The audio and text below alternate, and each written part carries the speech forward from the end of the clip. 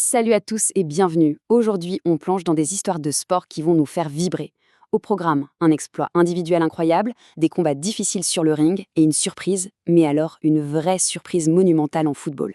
Allez, c'est parti. Alors, pour commencer, on va s'intéresser à un simple chiffre. 17,35 mètres. Bon, dit comme ça ne parle peut-être pas à tout le monde. Et pourtant, derrière cette distance se cache une performance absolument stratosphérique. Une histoire de domination totale. On regarde ça de plus près? Parce que oui, cette mesure, ce n'est pas juste un chiffre sur un tableau, non, non, c'est bien plus que ça. C'est la marque d'un athlète hors norme qui vient de frapper un grand coup et de s'installer tout en haut de la hiérarchie mondiale. Et ce saut, c'est celui d'un certain Yasser Triki. L'Algérien spécialiste du triple saut a tout simplement écrasé la concurrence lors de la Golden World Series. C'est le circuit majeur de l'athlétisme en salle et il en est devenu le roi. Mais le plus fou dans tout ça, c'est la manière. Sa domination a été écrasante. Il a fait un seul saut. 17 mètres 35.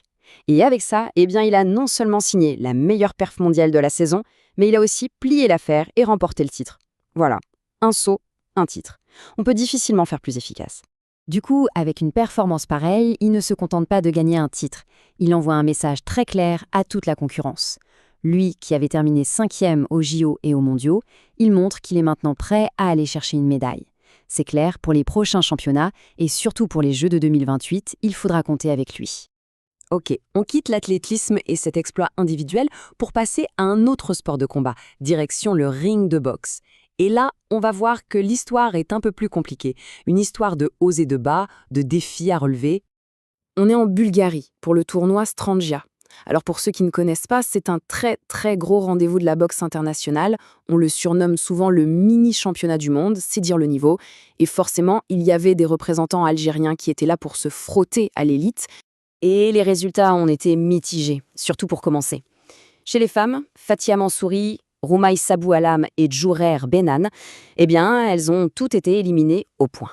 Des combats difficiles, c'est sûr, mais attention, rien n'est joué. Il reste encore 4 athlètes en lice, donc on croise les doigts, tout est encore possible. Allez, on quitte la scène internationale pour un petit tour en Algérie.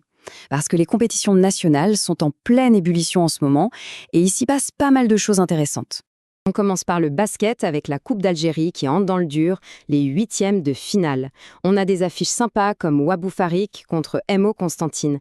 Et là, on le sait, c'est la coupe, pas de calcul, c'est un match sec. Soit tu gagnes, soit tu rentres à la maison. C'est ça qui est bon. Côté foot maintenant, et plus précisément à la JS Kabylie, il y a eu du mouvement sur le banc. L'entraîneur Lotfi Amrouche a été écarté et son remplaçant par intérim, Youssef Djerbi, a fait des merveilles. Il est arrivé, il a enchaîné 2 victoires cruciales et hop, la direction n'a pas hésité, il a été confirmé comme coach principal. Logique quand on voit que le club est maintenant 4e. Bon, on repart en Europe, et là, attention. On va parler d'un match qui a provoqué un véritable tremblement de terre. Un résultat que personne, mais vraiment personne, n'avait vu venir. Dominer n'est pas gagner. On connaît tous cette phrase. L'Inter Milan vient de s'en prendre une illustration parfaite et plutôt douloureuse. Une vraie leçon de réalisme en pleine Ligue des Champions. Et voilà pourquoi. Regardez-moi ce score. Le club norvégien de Bodo/Glimt a tout simplement humilié le grand Inter Milan. Ils ne les ont pas juste battus une fois, non. Ils les ont battus à l'aller et au retour. 5-2 sur l'ensemble des 2 matchs. C'est un séisme, un exploit absolument incroyable. Alors on pourrait se dire c'est un accident, un coup de chance. Mais en fait, pas du tout. C'est le signe que le football norvégien a changé. Fini le cliché de l'équipe qui ne fait que balancer de longs ballons. Maintenant, ils ont la discipline, le physique, mais ils ont aussi ajouté la technique et la vitesse. Et ce cocktail, il a complètement fait disjoncter la défense de l'Inter. Bon, évidemment, l'exploit de Bodo Glimt a fait les gros titres, mais il ne fallait pas oublier les autres matchs. Faisons un petit tour rapide des autres pelouses européennes. Alors, du côté des favoris, pas de problème. L'Atlético Madrid, Leverkusen, Newcastle, ils ont tous fait le job tranquillement. Par contre, nouveau coup de tonnerre, cette fois à Turin. La Juventus s'est complètement effondrée à domicile contre Galatasaray. Une défaite 5-2, ça fait mal, très mal.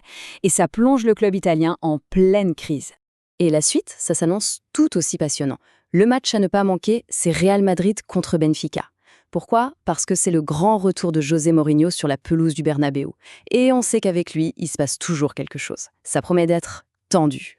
Tout ça nous laisse avec une question en suspens.